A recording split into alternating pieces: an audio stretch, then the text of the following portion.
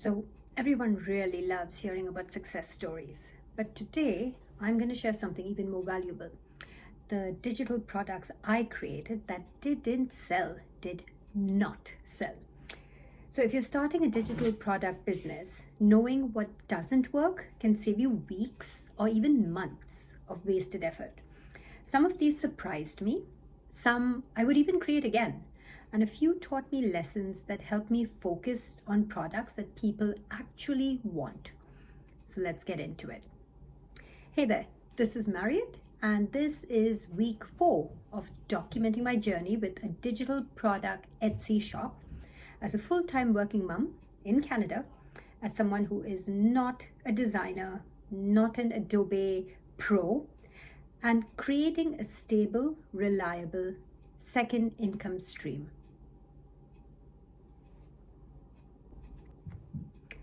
So one of the first products that I created and didn't gain any traction for me was a monthly calendar.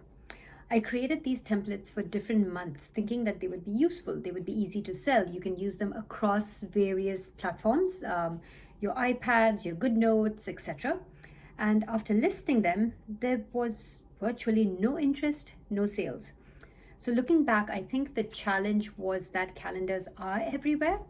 People can get free versions online through your apps, on your phone, or even included in software you own already.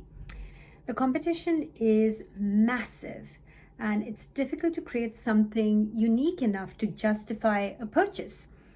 So if I were going to create in this category again, I would have to really focus down and kind of get into something very particular, a niche, if you would, rather than a general monthly calendar for each month. Now, let's talk about product number 2. And these are bullet journal pages, which are very popular and with the kids, with adults, people looking to get into a routine, to get some order into their life. So this category is a little different for me because some of my pages in this category actually sell consistently. So technically it's not a complete failure. However, it's not an area that I will continue to focus a lot of my effort on. And the reason is a little simple for me. The selling price is often a little lower, and you need typically a larger volume of sales to generate meaningful income. So I'm glad I did create them and I learned from them, and I personally would prefer spending my time designing products with a higher learning potential. It doesn't mean that these bullet journal pages do not work. It just means that currently for my goals with my business and my Etsy shop, these might not be the best fit. Now we have the third one, which is a celebration of life template. Now, when I created this, I knew that I would be helping people through a very difficult time by providing a customizable and a professional template. So far, though, it hasn't generated any sales. That may change. One thing I've learned is that this type of product serves a very particular need, and it's a specific occasion that doesn't arise very often, right? So unlike planners or invitations that people may be searching for regularly, this is a purchase that happens under a very particular circumstance. Let's be clear, I do not regret creating it because I do believe it has value. From the business perspective, though, the demand is much lower than I originally expected. All right, so fourth product with 0 sales is in the baby space, and this is baby's first birthday custom invitation. And I honestly thought this would do better.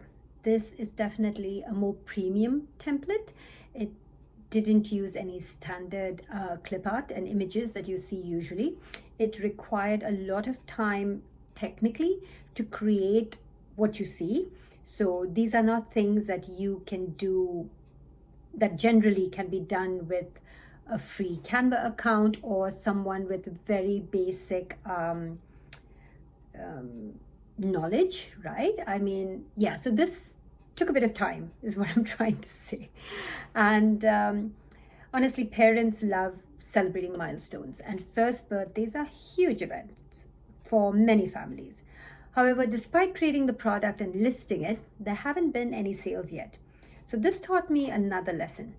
Just because something feels popular doesn't automatically mean that it's being searched in a way that can help the listing get discovered. A beautiful product still needs visibility, and visibility needs strong keywords, good SEO, and enough of demand in the marketplace.